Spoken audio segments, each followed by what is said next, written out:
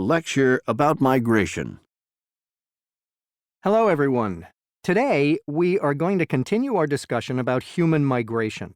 As we said in our last class, migration is when people move to a new area or country and settle and make their home there.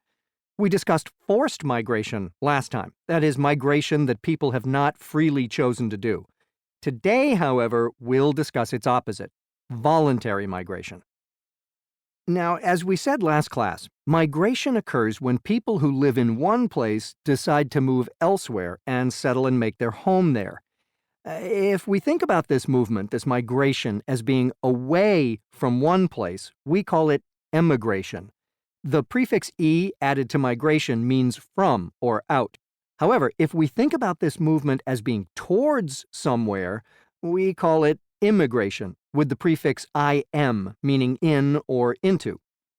We tend to think of migration as the movement of peoples across international borders, that is, from one nation to another. International migration is probably the most familiar to us as it's often in the news, but domestic or internal migration is actually more common. That's the kind of migration that happens when people move from one region to another region within the same country. Let's quickly illustrate this. Show of hands, please. How many of you were not originally born in this country? Okay, I count 4 hands raised. That means 4 of you are international immigrants. Now, the rest of you, how many of you were not originally born in this city? Wow, it looks like pretty much all of you are migrants of some sort. Perhaps that's why you all chose to take this class? Anyway, so let's move on to discuss an important question about voluntary migration. Why do people do it? Why do people choose to emigrate from their home? Why do people choose to immigrate to a place they probably don't know very well? There are several theories that claim to answer this question. In simple terms, though, I find it helpful to talk about push factors, negative things that push people away from somewhere, and pull factors, positive things that pull people towards somewhere. Let's discuss some examples of these two factors. Broadly speaking, push factors fall into 3 categories, relating to the economy, to society, or to the environment. Economic push factors include things like a lack of jobs in a region, economic depressions resulting in a weak economy, and finally, a lack of economic stability. Societal push factors are those related to the culture or society of a region. In some cases, they may include discrimination against a minority by the majority. More commonly, push factors include things like high crime rates, low-quality services such as poor medical care or limited access to quality education, low-quality or expensive housing, and so on. And environmental push factors include natural disasters such as earthquakes, floods, or droughts, pollution, and climate change, especially if it affects crop production. Pull factors can also be categorized as relating to the economy, society, or the environment.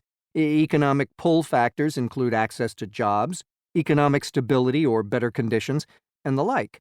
Societal pull factors include things like low crime rates, access to high-quality medical care, education, and housing, and facing little or no discrimination. And environmental pull factors include few natural disasters, no pollution, a good climate that allows enough food to be grown, and so on. Okay, now, the exact reasons why a particular person or group chooses to migrate are typically a combination of various push and pull factors, with economic factors often being the main ones. But even in cases where a combination of push and pull factors is strong, the decision to migrate and settle in another place is often a difficult one. On the one hand, life at home may have many problems, and life in a new place looks like it would be much better.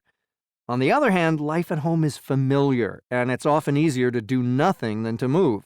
Not to mention that life in a new place is likely to be unfamiliar and hard in many ways. Many migrants choose to settle in regions that have a large proportion of other migrants from their home region. This gives them the benefits of migrating to a new place, together with the benefits of living in a familiar culture with people who speak their language, who understand their culture. People who can help them become accustomed to their new home, in other words. Despite this, migrants, especially international ones, may face problems in their new home. For instance, there may be a language barrier to overcome. Some citizens of the new region may be uncomfortable with the arrival of so many immigrants, which can lead to discrimination. The immigrants may not have enough money to be able to live comfortably, especially at first. Still, despite all of these issues, human migration continues.